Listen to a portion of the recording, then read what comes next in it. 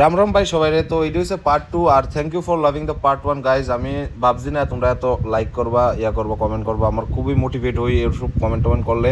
তো গাইজ আমরা দিক থেকে মানে সাবরুম থেকে কিছু খায়াটা এবার গেলাম একটা পার্ক বলে আছে এদিকে, খুব মানে half long type, I don't know মানে হাফ লংই কইতেছিল, তারা কইতেছে হাফ লং এর মতন বলে, এমন দেখতে খুব সুন্দর। তো আমরা দেখতে বাইরে গেলাম ওইদিকে উদ্দেশ্যে। তো আমরা তো রাস্তা চিনতাম না, বাট জিজ্ঞাসা করে করে আগাইছি আর কি। চা পাতা এদিকে এদিকে ওহো লুন্দুয়া কিটা লুন্দুয়া। অ্যাকচুয়ালি গাইজ সাবরুমের মধ্যে লুদুয়া নামে একটা জায়গা আছে, এটা মানে টি গার্ডেন আর কি, চাপাতা বাগান। তো এটার দেখার উদ্দেশ্যেই যাইতেছিলাম। আর ভাই তারাও করতেছিল, মানে ওই সামনে যে গাইড আছে তারা করতেছিল যে ওইদিকে চলো ভাই, একটা মানে হাফ লংয়ের মতন ফিল আইবো, এমন সুন্দর বলে, খুব বিউটিফুল প্লেস আছে বলে। তো ওই উদ্দেশ্যে আমরা রওনা হয়েছি। আর গাইজ যারা পার্ট 1টা দেখছো না, প্লিজ পার্ট 1টা আগে দেখালো, তাহলে তোমরা পার্ট 2টা বুঝবা। তো অ্যাকচুয়ালি পার্ট 2টা ডাইরেক্ট দেখলে তোমরা বুঝতে না, পার্ট 1টা আগে পুরাটা দেখো, তারপরে এটা দেখো আর কি, তাহলে তোমরা একদম পুরাটা স্টোরি বুঝতে পারবে আর কি। সাবরুমের অনেক মানুষের থেকে এই জায়গাটার নামে শুনছি, জায়গাটা বলে খুবই সুন্দর, মানে হাফ লংয়ের মতন বলে পুরো লাগে, টি গার্ডেন টার্ডেন আছে। তো আমি আইলাম যাতে তোলে একবার দেখি জায়গা। আর এর আগের বছর তো গেছিলাম মনোবনকুল, তো এবার আর গেছি না, এবার লুধিয়া কি তো জানি জায়গার নাম মনে হয় না, মুখ দিয়া ওই টি গার্ডেনটাতে গেছিলাম আর কি। আরেকটা জিনিস গাইজ, হাফলংয়ের তো মনে হয়েছে নেক্সট মান্থ আমরা প্ল্যান করতেছি, মানে জানি না হইবনি প্ল্যানটা, মানে আমরা হাফলং যাবো আর কি। হাফলংয়ের ডিমা হাসাও যে জায়গাটা আছে ওই জায়গাটা ভিজিট করুম। আমার খুব একটা ইচ্ছা আছে এই ডিমা হাসাও জায়গাটা দেখার। তো যাইলে এবার বিএমডাব্লিউটা লয়ে যাবো। তো আপকামিং ব্লগসের মধ্যে তোমরা দেখতে পারবা, মানে বিএমডাব্লিউটা লয়ে যাবো। এবার ওয়াগনারটা নিতাম না, ওয়াগনারটা দিয়ে আমি বোর হয়ে দেখা ফিল আয় না কেমন জানি, মানে ঠিক আছে কম পয়সা যাওয়ান যা, বাট এবার বিএমডাব্লিউটা লয়ে যাবো আর কি। হাফলংয়ের ডিমা হাসাও জায়গাটা তোমরা দেখতে পারবো ব্লগের মধ্যে, সামনের ব্লগটি। কিছুটা দূর আওয়ানোর পরে এবার আয়া পড়লাম একদম গ্রিনারি জায়গার মধ্যে, মানে তোমার নেচার কানেক্টেড এমন জায়গা। আর অ্যাজ ইউ ক্যান সি পুরাটাই একদম তোমার চাপাতা বাগান দিয়ে ভর্তি আছিল। তো এসব জিনিস মানে আগরতলার মধ্যে কমই দেখা যায়। তোমরা মেবি কইতে পারো, কমেন্ট করতে পারো যে এমন জায়গা তো আসোই, আমরা বাইপাসের লগে আছে, জায়গার নাম হচ্ছে মেঘলিপাড়া। তো মেঘলিপাড়াও ঠিক আছে, ভালো জায়গা, বাট আইসিতে তো সাবরুম তুলি এটাও একটু দেখা যায়। আর জায়গাটা খুবই সুন্দর আছিল, জায়গাটা খুব ক্লিন টিন আসলো, এদিকে অনেক মানুষের ভিড় আসলো দেখা। তো ভাবলাম গাইডারে এবার পিছিয়ে একটু অন্যদিকে পার্ক করলে, তো তারা ওইদিকের মানুষ লোকাল যারা আসলো তারা কইতেছিল যে গাইডারে এক সাইডে করার লাগে। তো আমরা এক সাইডে দিকে পার্ক টাক করলাম। আর এটার লগে আসলে একটা স্কুল, সাইডে এই যে বাউন্ডারি দিয়েছে স্কুলের মধ্যে অনেক বাচ্চা কাচ্চা আসলো, সবাই রিয়াকশন ভালো ভালো রিয়াকশন দিতেছিল, এটি দেখে আমার খুবই ভালো লাগতেছিল। আর লগে যে স্কুলটা ছিল এটার নাম হচ্ছে একলব্য মডেল রেসিডেন্সিয়াল স্কুল, আর জায়গাটার নাম হচ্ছে রূপাছড়ি। আমি দেখলাম আর কি, মানে ওই বোর্ডের মধ্যে লেখা ছিল, আর ভালোই লাগতেছিল, বাট ক্রাউড আছিল, অনেক ভিড় আছিল এই জায়গাটার মধ্যে, দেখো আমার ভালোই লাগতেছিল। আর একদিক দিয়ে আসছিল খুবই গরম, তো গরমের কারণে আমরা ঢুকছি না এটার মধ্যে, আমরা দেখতে আবার বাইরে আয়া ফেললাম। এবার সাবরুম বাজার আয়া দিয়ে যিশু আয়া পড়ছে। এবার যিশু আইসে, যিশু কাহিনী হয়েছে, যিশু সকালবেলা আমার কথা আমরা লগে, বাট আনফর্চুনেটলি হ্যাঁ 6টার সময় ঘুমতে উঠতে আসছে না, হ্যাঁ উঠছে 10টার সময়, আর অলরেডি 10টার সময় আমরা আয়া পড়ছিলাম উদয়পুর। তো এবার যিশু না ফেরে, যিশুর কাছে মাথা খারাপ হবে, যিশু কাছে ভাই আমি তো আজকে আমুই রাইডে যামুই।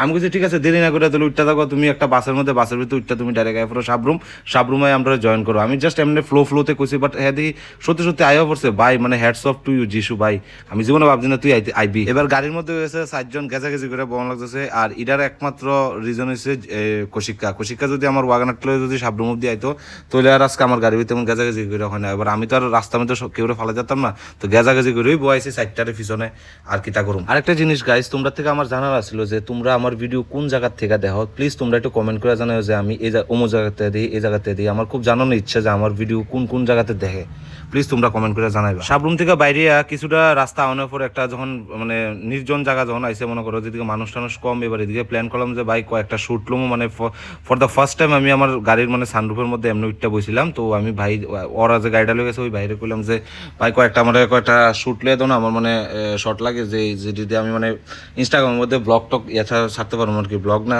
মানে রিল ছাড়তে পারবো, রিল এডিট করে। তো ভাই কইছে কোনো অসুবিধা না ভাই, তুমি বউ আমি করতেছি। এদিক দিয়ে বাইরে গেছে নয় অন্য লগে বাইরে গেছে পৃথিবীমাও এক লগে আমরা খুব একটা ফিল লইতেছিলাম। আর তোমরা গাইজ মনে করো না যে এটা আমরা বিজি এরিয়ার মধ্যে করছি, এই দিকের ভিতরে মানুষ কম আসলে দেখে আমি সানরুফ দিয়ে বেরিয়েছি। আর গাড়ির স্পিডও আসলে কমই 30-40 অ্যাপ্রক্সিমেটলি, কারণ আমার রুলস অ্যান্ড রেগুলেশন আমার জানা আছে যে এটা হাই স্পিডের মধ্যে সানরুফ দিয়ে বাইরে ইললিগাল। তো যার কারণে আমি যিশুরে করলাম তুই আসতেই চালাইস 30-40-এ যাবি, যাতে কোনো যাতে ইয়ে না হয়, কেউ যাতে প্রবলেম যাতে না পড়ে আমরার কারণে। ওরা গাড়ির মধ্যে আসিল এই ভাই তারা, আর অল থ্যাঙ্কস টু মানে তারারে ভাই, তারা মানে যথেষ্ট করছে, মানে ভিডিও শুট করছে, এত পরিশ্রম মানে মনে করো এত রিস্ক নিয়ে আমার ভিডিওটি শুট করছে। আমি মানে তারা যদি না থাকতো তাহলে মনে সুন্দর সুন্দর রিলসও বানাতে পারলাম না। তো ভাই অল থ্যাঙ্কস টু এভরিওয়ান যারা আমার ভাই এই শর্টটি লইছো ভাই, মানে খুব মানে তোমরা আমি মন থেকে কইতেছি ভাই, তোমরা থাও নেই আজকে এমন রিলসটি আমি মনে করো পাইছি।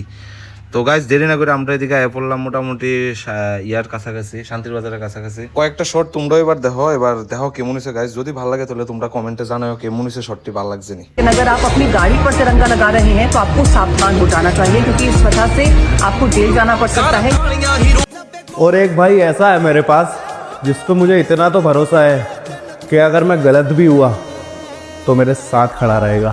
এই রিলসটি দেখতে হলে গাইজ তোমরা ইনস্টাগ্রাম আমার ফলো করো, তাহলে তোমরা এইসব ভিডিও দেখতে পারবা। লগে আরো অনেক ভিডিও আছে, ভিডিও তোমরা চেক আউট করতে পারবা। তো এদিক থেকে দেরি না করে আমরা আস্তে আস্তে আগাইতেছিলাম। এরপরে কিছুটা সামনে যাই আমি পতাকাটার লগে কয়েকটা ছবি টবি তুললাম।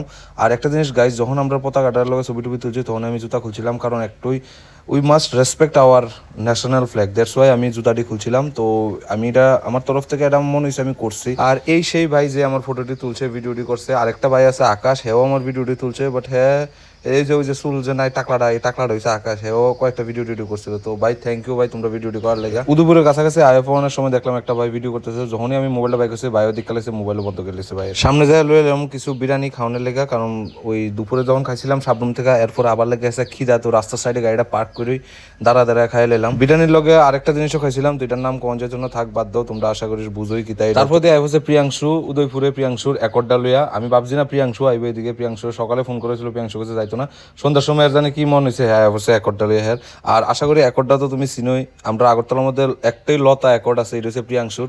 আর এই হচ্ছে গাড়িটা WB নাম্বারের। এটার লগে প্রিয়াংশুর স্টাইলটা কি সুন্দর, দেওয়া পতাকা লাগানোর স্টাইলটা একদম ইউনিক আছিল।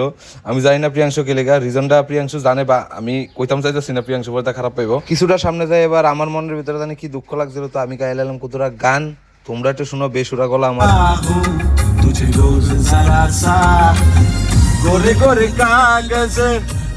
গাইস ফাইনালি আই পড়লাম বাড়িতে। এই যে আমার আগের BMW-টা 43 নাম্বারটা, আর এই যে ওয়াগানারটা আজকে যে গেছিল উদয়পুর থেকে ড্রাইভার ছিল, চাকা মানে খারাপ হয়েছিল।